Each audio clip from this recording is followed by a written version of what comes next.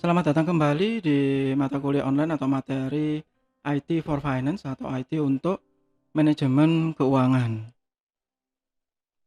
Kita masih ada di bab tentang Ethical and Social Issue in Information System, bagian ke-5.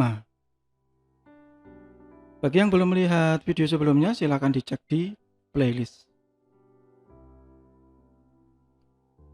Di bagian awal dari bab ini, saya menjelaskan tentang pemahaman dasar mengenai etika. Kemudian saya lanjutkan lagi di bagian kedua. Kemudian di bagian ketiga saya melihat etika sebagai bagian dari ilmu filsafat atau filosofi. Di bagian keempat,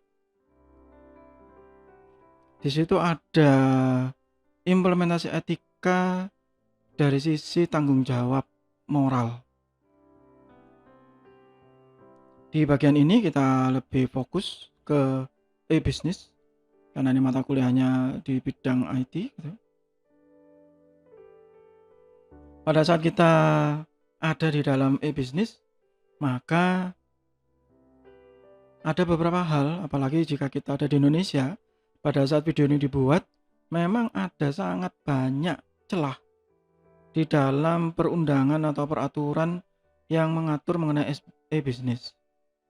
Pada saat video ini dibuat, ada banyak kasus yang baru saja terjadi.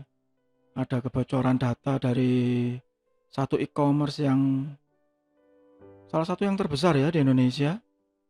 Ada puluhan juta data akun yang tersebar.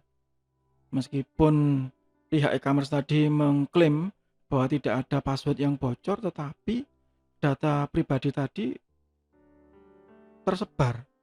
Bahkan yang masih hangat pada saat video ini dibuat, baru saja beberapa hari yang lalu terjadi polemik di internet pada saat ada data satu orang influencer yang tersebar melalui salah satu provider telekomunikasi.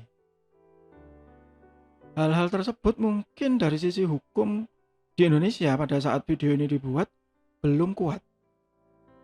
Ya, meskipun nanti perusahaan-perusahaan tadi yang mengalami kebocoran data itu dipanggil oleh yang berwajib atau biasanya yang ya agak-agak lebay itu pihak DPR ya.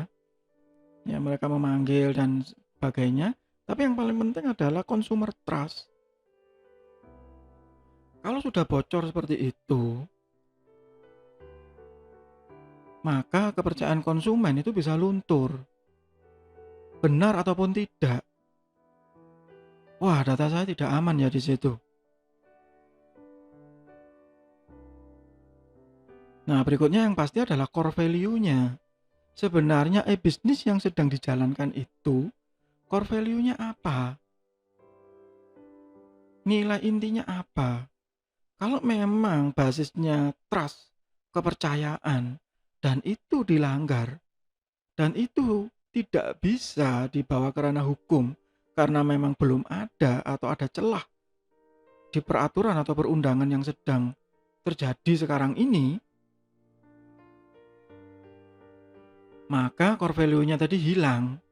Ya seperti kebocoran data, mungkin bagi sebagian orang kebocoran data itu ya itu kan kecerobohan biasa, bisa saja terjadi di banyak tempat, mungkin begitu. Tapi ada yang bilang, wah itu tidak etis, itu tidak bermoral. Kenapa data itu bisa bocor begini, begini, dan begini? Padahal yang paling penting adalah trust-nya atau kepercayaannya. Ini tadi yang saya singgung, secure, customer, data. Karena aset di dalam e-business adalah data, itu yang paling penting. Ya uangnya penting Pak, ya betul penting, tapi data itu jauh lebih penting. Karena dari situ semua yang berawal mula. Nah akhirnya maka ada ethical web content, apalagi jika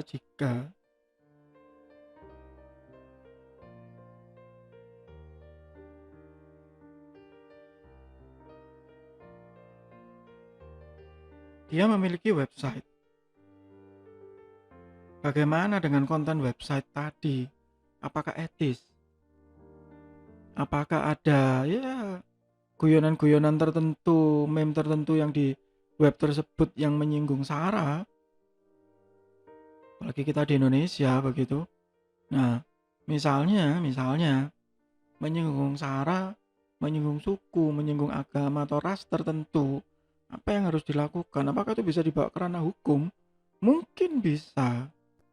Tetapi kita tahu sendiri kalau kita di Indonesia seperti ini, hal-hal yang seperti tadi itu sangat sensitif ya, sangat rentan. Itu kalau yang berbau SARA. Bagaimana jika itu tidak beretika dari sisi deskripsi? Misal e-commerce tadi ya, yang menjadi bagian dari e-bisnis, dia menjual barang yang ternyata barang itu tidak sesuai dengan deskripsinya, tidak sesuai dengan fotonya. Itu masih banyak ya di e-commerce. Misalnya ada orang menjual casing,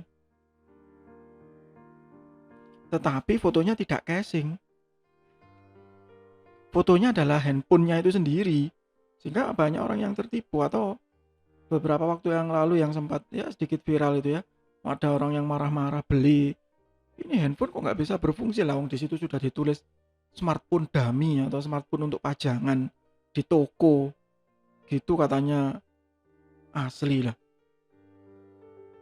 Nah, harusnya dibuat emphasize, dibuat penekanan bahwa ini mainan loh ya, bukan handphone asli. Yang beli aja pak nggak baca, sama saja ya. Hal-hal tersebut tidak bisa ke hukum, nggak bisa. Mungkin karena nilainya terlalu kecil, orangnya juga males lapor begitu ya. Tetapi secara etik ini harus diwaspadai dan harus dikontrol, harus dikendalikan. Sehingga kita muncul ke ethical behavior. Apa yang dilakukan oleh e-commerce tadi apakah itu etis? Kan pertanyaannya begitu. Akhirnya kita kembali ke aturan umum, common sense, the rule or standard governing the conduct of a person or group. Jika memang itu ada di satu institusi, di satu kelompok, entah itu informal atau formal atau kelompok sosial, maka dipastikan akan ada aturan tidak tertulis yang wajib dipatuhi. Contoh sederhana misalnya di rumah. Setiap rumah memiliki aturan yang berbeda-beda. Contoh sederhana, lepas alas kaki, melepas sandal, melepas sepatu saat memasuki rumah. Ada beberapa rumah yang memiliki aturan strict tentang hal tersebut. Itu alas kaki harus dilepas di teras dan tidak boleh ditaruh sembarangan, harus ditaruh di raknya. Misal begitu. Ada yang bebas saja, masuk ya masuk aja. Oh nggak usah dilepas alas kakinya. Di sini bebas kok, kita pakai alas kaki masuk ke rumah. Misalnya begitu. Nah itu tidak bisa disamaratakan karena itu conduct of a group. Kalau conduct of person maka itu kembali ke diri masing-masing seperti yang sudah saya jelaskan sebelumnya. Sehingga di dalam ethical behavior involve, di dalamnya ada competing fairly and honestly. Ini kalau sudah sampai ke e-bisnis kita balik lagi.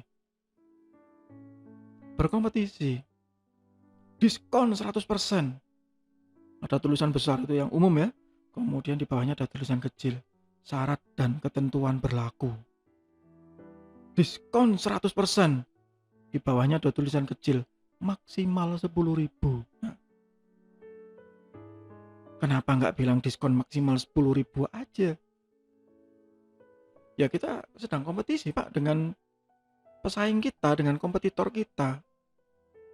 Dia ngasih diskon 50%, maksud kita sama bahasanya 50%. Ya saya kasih bombastik dong, 100%, tetapi maksimal 100.000.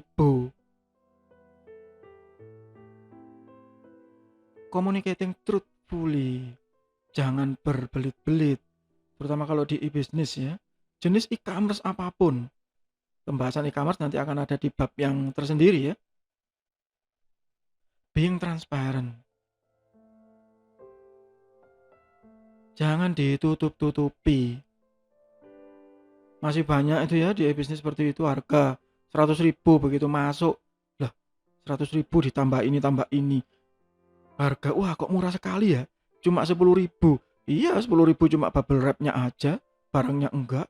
Nah, misal begitu. Not causing harm to other. Ya, berhati-hati saja. Jangan menjual sesuatu yang merugikan orang. Ya.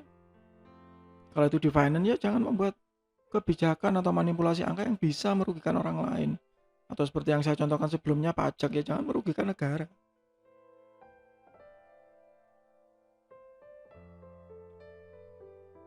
Yang pertama, compete fairly and honestly.